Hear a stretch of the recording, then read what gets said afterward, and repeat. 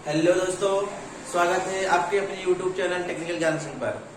तो दोस्तों, आज मैं आप लोगों के लिए एक ऐसा टॉपिक लाया हूँ जो एग्जाम में यहाँ से एक दो प्रश्न फिक्स रहते हैं, मतलब इसमें कंफर्म रहता है कि ये क्वेश्चन यहाँ से तो बनना ही बनना होता है। तो आज का जो हमारा टॉपिक है मेरे प्यारे साथियों, आज का हमारा टॉपिक जो है वो है आय से संबंधित प्रश्न। मतलब आय से संबंधित प्रश्न जो होते हैं कि हम इस पे किस तरह से जो होता है एज, जिसको कह सकते हैं एज रिलेशन बोल सकते हैं, जिसको बोल सकते हैं एज रिलेशन प्रश्न। तो हम यहाँ से क्या करेंगे, हम देखेंगे किस तरह से कि किस तरह से एग्जाम में जो क्वेश्चन बनते हैं एज प्रॉब्लम या आय से संबंधित प्रश्न संबंधित से बनते हैं। तो मेरे प्यारे साथियों, अगर आप लोग मेरे चैनल पे नए हैं तो आप लोग चैनल को सब्सक्राइब कर दीजिए और वीडियो को लाइक कर दीजिए, शेयर कर दीजिए, जिससे आप लोग आने वाले वीडियो का नोटिफिकेशन टाइम टू टाइम मिल सके। तो मेरे प्यारे साथियों, चलते हैं आज का हमारा जो सबसे पहला क्वेश्चन है, हम पहले क्वेश्चन पे चलते हैं। तो आज का हमारा पहला क्वेश्चन है, तो सबसे पहले कह रहा है कि क्वेश्चन कह रहा है कि मोहन व सोहन की आय का अनुपात, मतलब मोहन और सोहन की जो आय है, तो हम कह सकते हैं कि यहाँ पर मोहन और सोहन इनकी आय का जो अनुपात दिया है वो कितना दिया है, 3:4 दिया। कितना दिया है, 3:4 दिया है। यदि उनकी आयु का योग जो है 28 वर्ष है, आयु का योग कितना है, 28 वर्ष है, तो 8 वर्ष बाद, मतलब कह रहा है उनकी दोनों की आयु का योग, योग का मतलब क्या होगा, हम इसको जोड़ देंगे। ये क्या होता है, इन दोनों को मिलाने के बाद क्या होगा, 28 वर्ष हो रहा है। तो कह रहा है 8 वर्ष बाद की आयु को पूछ रहा है, अनुपात पूछ रहा है कि 8 वर्ष बाद उनकी आयु का अनुपात क्या होगा। तो मेरे प्यारे साथियों, हम देखते हैं इसको किस तरह से सॉल्व करते हैं। तो सबसे पहले कह रहा है कि इन दोनों की आयु का योग, आयु का योग मतलब कितना दे रहा है, हम कह सकते हैं इसको 3 + 4। अब लिख सकते हैं इसको, हम कह सकते हैं कि इसको हम लिख सकते हैं 7a लिख सकते हैं।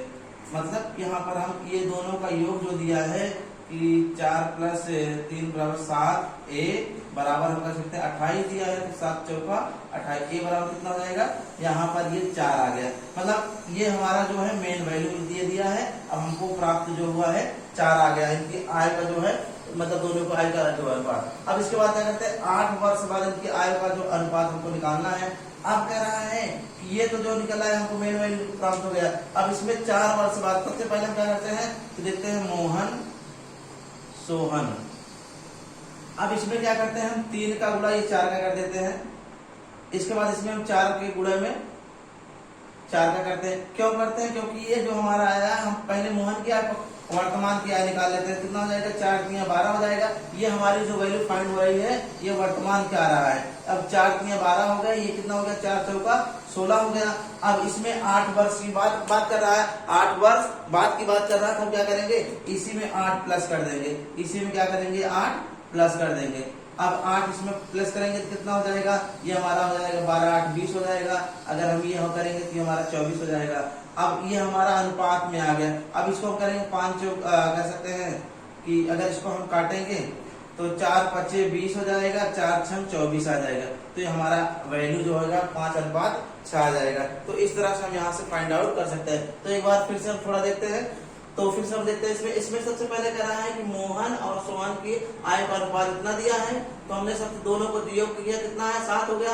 अब 7 का भाग, क्योंकि ये जो है योग, दोनों की योग कितना है, 28 वर्ष दिया है, तो हमने यहाँ पर भाग दे दिया तो 4 आ गया। अब हमने क्या किया, मोहन की आय इसमें 4 का गुणा कर दिया, 4 × 3 = 12 हो गया। फिर इसमें सोहन की आय में 4 का गुणा कर 16 हो गया। अब 8 वर्ष बाद की बात कर रहा था, ये 8 वर्ष बाद की बात कर रहा था, हमने क्या कर दिया, इसी में 8 दोनों में जोड़ दिया, तो 12 × 8 = 20 हो गया, 16 × 8 = 24 हो गया। इसके बाद मैंने यहाँ पर इसका रेशियो फाइंड आउट कर लिया, 5:6। तो इन दोनों का जो अनुपात है वो 5:6 है। तो आई होप मेरे प्यारे साथियों आप लोग समझ पा रहा होगा। तो इस तरह से हम यहाँ पर क्या करते हैं, इसको हम सॉल्व कर लेते हैं। तो चलते हैं, इसी के जैसे एक और क्वेश्चन है, उस क्वेश्चन को देखते हैं किस तरह से सॉल्व करते हैं। तो अगर आप लोग इसका स्क्रीनशॉट लेना चाहें तो आप लोग स्क्रीनशॉट ले सकते हैं। तो चलते हैं नेक्स्ट क्वेश्चन पे, इसको बिठा रहे हैं।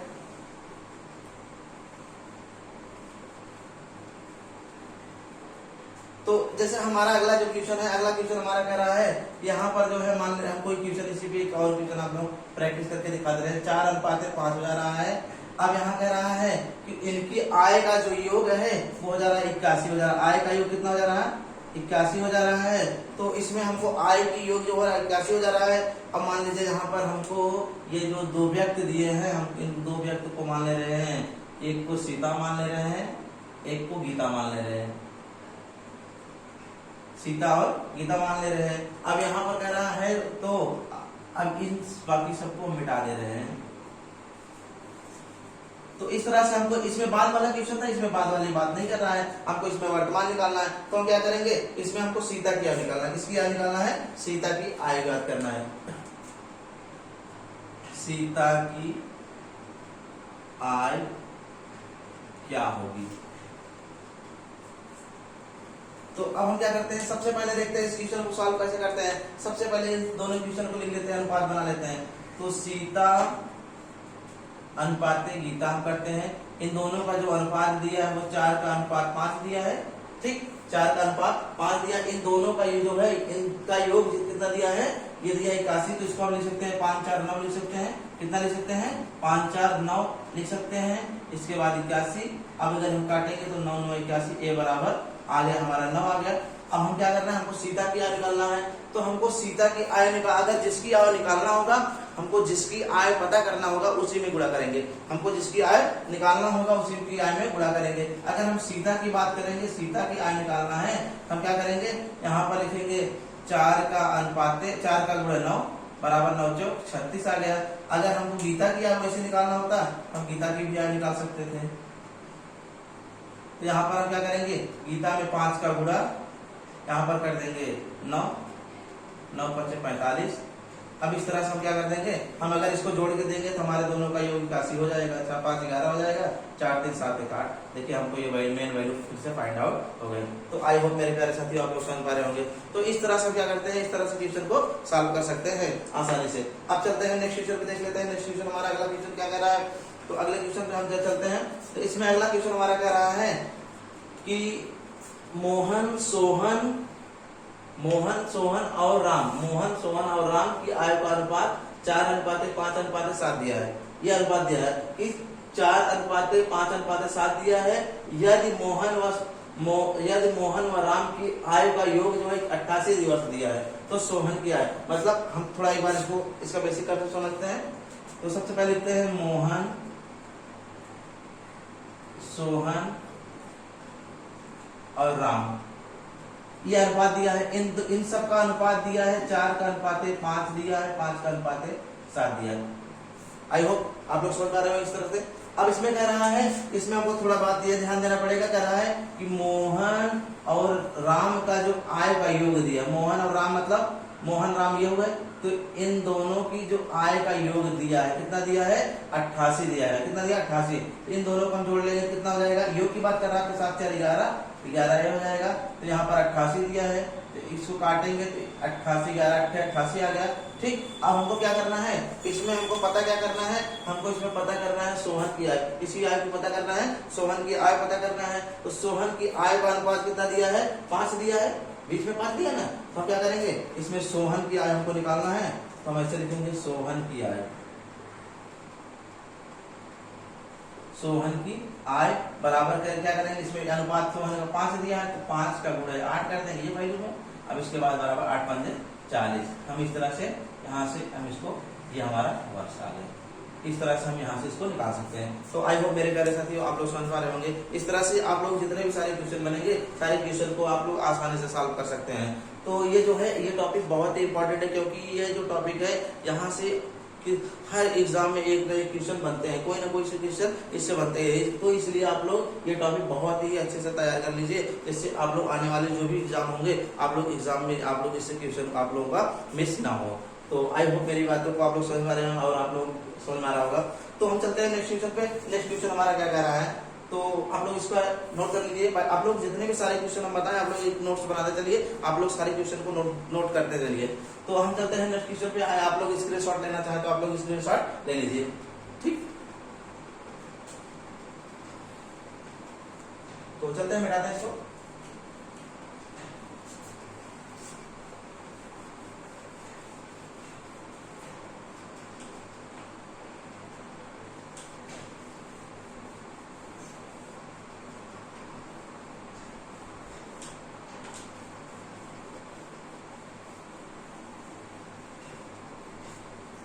तो अगला क्वेश्चन हमारा है, अगला क्वेश्चन कह रहा है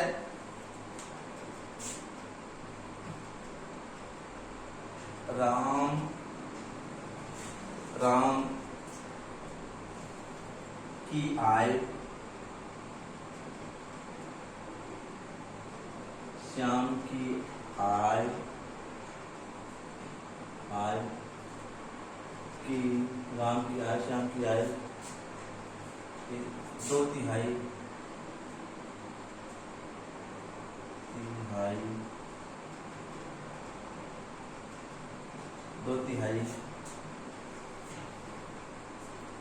है व श्याम की आय मोहन की आय श्याम की आय मोहन की आय 3/4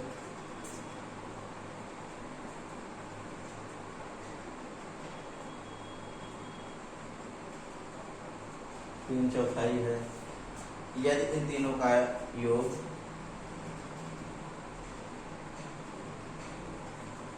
इन तीनों का योग 54 वर्ष है। 54 वर्ष है तो सबसे छोटे व्यक्ति की आय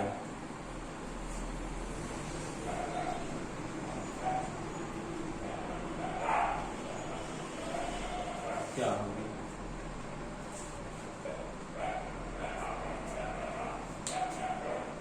तो आई होप मेरे प्यारे साथी आप लोग क्वेश्चन समझ आ रहा है। फिर से एक बार हम क्वेश्चन के उत्तर चलते हैं। क्वेश्चन कह रहा है राम की आय श्याम की आय की 2/3।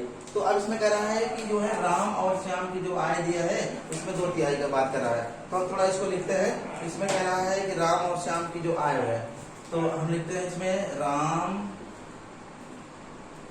श्याम की जो आय का अनुपात जो दिया है वो कितना दिया है, यहाँ पर दिया है 2/3। मतलब 2/3 का मतलब होता है, थोड़ा एक बार आप लोग ध्यान देंगे, 2/3, 2/3, 1/3, 1/3, 3/4, 3/4 या 1/4, 1/4, इस तरह से आप लोग ये बातें आप लोग ध्यान रखेंगे। मतलब यहाँ पर जो ये सारी जिस तरह से बातें जो होगी आप लोग इन सब बातों को आप लोग बहुत अच्छे से ध्यान देंगे। 2/3 का मतलब 2/3, 3/4 का मतलब 3/4, 1/4 का मतलब 1/4, 2/4 का मतलब 2/4। तो इस तरह से जो होते हैं हम लोग इसको आप लोग ये बेसिक कंसेप्ट है, बेसिक कंसेप्ट आप लोग समझते रहेंगे। तो चलते हैं। फिर इसके बाद क्या कह रहा है कि 2/3 है वह श्याम की आय मोहन की आय। अब श्याम की आय जो है मोहन की आय से यहाँ लिखते हैं श्याम और मोहन की आय का जो अनुपात दिया है वो दिया 3/4 दिया। 3/4 का मतलब 3/4 है। कह रहा है यदि इन तीनों का योग, मतलब तीनों का मतलब राम श्याम और मोहन तीनों का योग 54 वर्ष दिया है तो सबसे छोटा, इसमें जो सबसे छोटा है उसकी आय कितनी होगी वही हमको याद करना है। तो सबसे पहले हम समझ लेते हैं। ऐसे मैंने आप लोगों को अनुपात वाले क्वेश्चन में बता दिया, अनुपात वाला जब चैप्टर पढ़ा तो उसमें भी बता दिया था कि जो अनुपात पहले आता है उसका पहले होता है, जो बाद में आता है उसका बाद होता है। तो यानी कि हम इसको कह सकते हैं राम का जो होता है इतना होता है, यहाँ पर ये इतना होगा। अब वैसे श्याम क्या जो होगा, श्याम का ये होगा और ये होगा। ठीक, आई होप आप लोग समझ पा रहे होंगे। अब हम थोड़ा इसको लिखते हैं। अब यहाँ पर हम लिख सकते हैं राम श्याम और मोहन लिख दिए।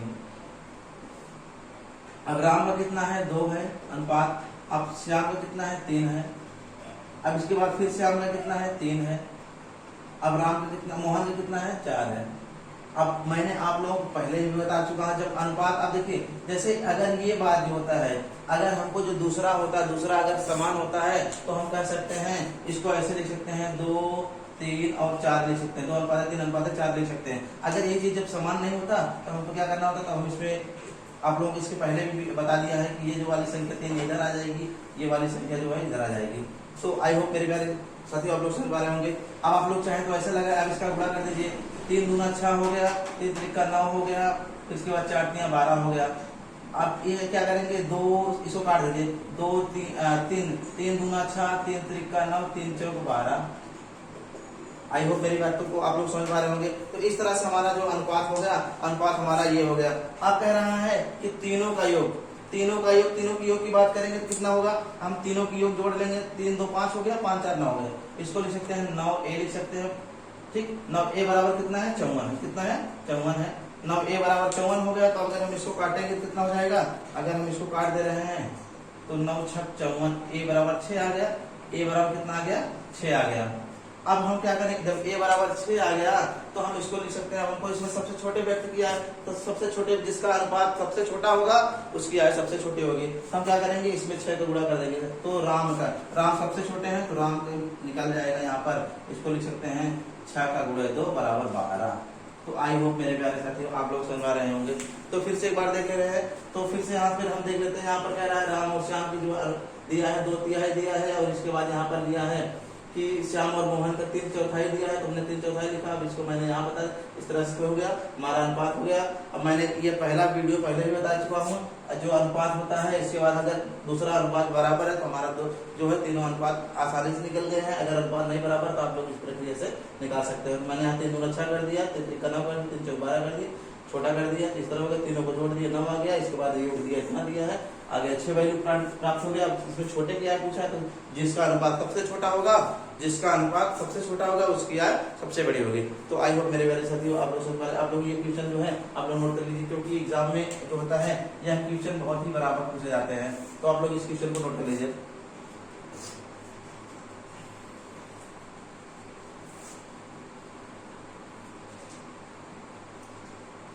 चलिए ठीक है, तो अब हम नेक्स्ट क्वेश्चन पे चलते हैं। आप लोग स्क्रीनशॉट लेना चाहें तो आप लोग स्क्रीनशॉट भी ले लिए करिए।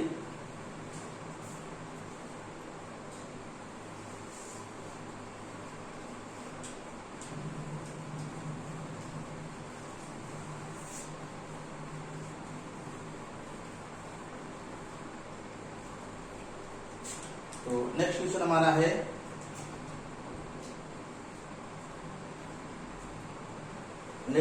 एक पिता की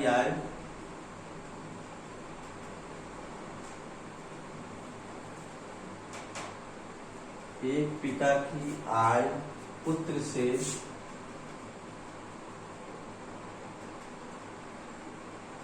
से चौगुनी है।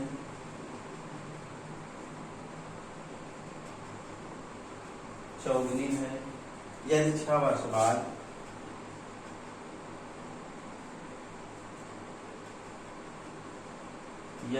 वर्ष बाद आय का योग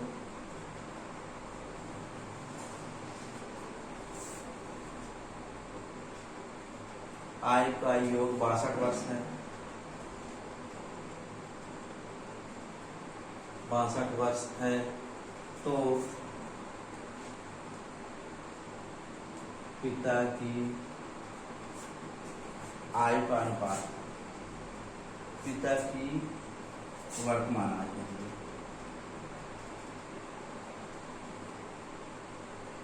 ज्ञात करो। तो क्वेश्चन आई होप मेरे प्यारे साथियों आप लोग क्वेश्चन पढ़ लिए होंगे। तो क्वेश्चन एक बार हम फिर से समझते, कह रहा है एक पिता की आय पुत्र से चौगुनी है। चौगुनी तिगुनी दुगुनी का मतलब ये होता है, अब एक बार थोड़ा आप लोग बेसिक समझ लीजिए इसका। फिर से कह रहा है, हम समझते हैं तिगुनी का मतलब, यहाँ पर तिगुनी का मतलब 1/3, दुगुनी का मतलब होता है 1/2, चौगुनी का मतलब 1/4, इस तरह से होते हैं। हमको ये सब सारे कॉन्सेप्ट जो होते हैं 2 तिहाई, 3 तिहाई, 4 तिहाई, 5, ये सारे जो होते हैं हम यहाँ से इन सारे कॉन्सेप्ट को हम इस तरह से हम यहाँ पर बात कर सकते हैं। तो यहाँ पर कह रहा है कि जो पिता की आयु जो है वो पुत्र की आयु से यहाँ चौगुनी है। तो हम थोड़ा सबसे पहले लिख लेते हैं, पिता लिख लेते हैं, यहाँ पर पुत्र लिख लेते हैं। अब कह रहा है पिता की आयु पुत्र से चौगुनी। अब मान ले रहे हैं यहाँ पर हम, अगर पुत्र की 1 मान ले रहे हैं तो पिता कितने, चौगुनी का मतलब 4 होगा। ठीक, आई होप मेरे कहते तो आप लोग समझ पा रहे होंगे। अब यहाँ पर ये वर्तमान आय की बात हो रही है, ये वर्तमान, इसमें कह रहा है पुत्र की पिता की आयु है पुत्र की आयु से चौगुनी है। अब इसमें कह रहा है 6 वर्ष बाद, 6 वर्ष बाद। अब 6 वर्ष बाद का मतलब होता है जुड़ता है, बाद का मतलब जैसे अगर 6 वर्ष बाद अगर हम बात करेंगे, इसमें भी 6 जुड़ेगा, इसमें भी 6 जुड़ेगा। तो अगर हम 6 वर्ष जब जोड़ेंगे तो दोनों में 6 से जुड़ेगा। तो यानी कि हम 6 वर्ष बाद 6, ये पिता की 6 प्लस पुत्र की 6, कितना हो जाएगा 12। आई होप समझ पा रहे होंगे। अब यहाँ पर कह रहा है कि 6 वर्ष बाद, अब यहाँ पर हमारा जो है वर्तमान, अब यहाँ पर क्या करते हैं हम, इसमें सबसे पहले 6 वर्ष बाद जो है कि आय का योग जो है इतना हो जा रहा है, 62 वर्ष हो जाता है, पिता की वर्तमान आय हमको निकालना है। तो हम वर्तमान आय निकालने के लिए क्या करेंगे, वर्तमान आय निकालने के लिए 62 माइनस 12, ये कह रहा है 6 वर्ष बाद की बात कर रहा हम। बाद जैसे बात का मतलब जैसे हम इस टाइम जो है मान लीजिए 2020 में है, अगर पहले की बात करेंगे तो 18 17 जो भी हो, या बाद की बात करेंगे 25 की बात करेंगे तो 3 बढ़ेगा। अगर 20 में है, 21 में है, 18 में है तो हम अगर कहें 2 साल पहले की बात तो 16 आ जाएगा। अब 18 में है तो 2 साल बाद की बात 20 आ जाएगी। तो इस तरह से पहले में जुड़ता है और फिर पहले में घटता है, बाद में जुड़ता है। तो यहाँ पर क्या होगा, ये दोनों 6 से 12 हो गए, अब 12 में से घटा देंगे जब हमारा आ जाएगा, कितना आ जाएगा, ये हमारा 50 जो आ जाएगा, ये वर्तमान आ जाएगा। क्या आ जाएगा, वर्तमान आ जाएगा। अब इसमें कह रहा है दोनों की आय का योग जो है, दोनों की आय का योग हम कह सकते हैं ये 4 + 1, यहाँ पर कह सकते हैं 4 + 1 बराबर कितना आ जाएगा, 5a। अब इसको हम भाग देंगे तो 5 × 50, a बराबर आ गया 10। अब इसमें हमको पिता की वर्तमान पूछ रहा है, हम क्या करेंगे, पिता की आय में जो है इसमें हम पिता की आय को गुणा कर देंगे। तो हम यहाँ लिख सकते हैं पिता की आय बराबर कर सकते हैं 10 × 4, क्योंकि अगर पिता की बात करें तो पिता से गुणा करेंगे तो 10 × 4 = 40 वर्ष। ठीक, तो इस तरह से अगर बेटे की भी करेंगे तो 10 × 1 = 10, तो बेटे की अगर 10 होगी तो बाप की 40 होगी। इस तरह से हम यहाँ से फाइंड आउट कर सकते हैं। एक बार फिर से देख लेते हैं। इसमें कह रहा है पिता की जो आय है पुत्र से चौगुनी है, तो मैंने यहाँ पर इसमें पिता पुत्र की 1 है तो इसका 4 होगा। 6 वर्ष बाद की बात आ रहा है, 6 वर्ष बाद इतना था तो हमने 6 वर्ष बाद निकाल दिया दोनों को, 6 इसका। अब इसका जब 12 हो गया, हमने इसमें 62 में से घटा दिया 50 आ गया, दोनों की योग इतना हो गया 50। अब 10 × 50 हो गया। अब हमने हमको पिता का निकालना, तो हमने पिता के वर्तमान आय में गुणा कर दिया, हमारा वर्तमान आय। तो आई होप मेरे प्यारे साथियों आप लोग समझ में आया होगा। तो मेरे प्यारे साथियों, अगर आप लोगों को वीडियो अच्छा लगा हो तो चैनल को सब्सक्राइब कर दीजिए, वीडियो को शेयर कर दीजिए, लाइक कर दीजिए, तो जिससे आप लोग आने वाले वीडियो का नोटिफिकेशन आसानी से मिल सके। तो मिलते हैं नेक्स्ट वीडियो में। Thank you for watching, best of luck.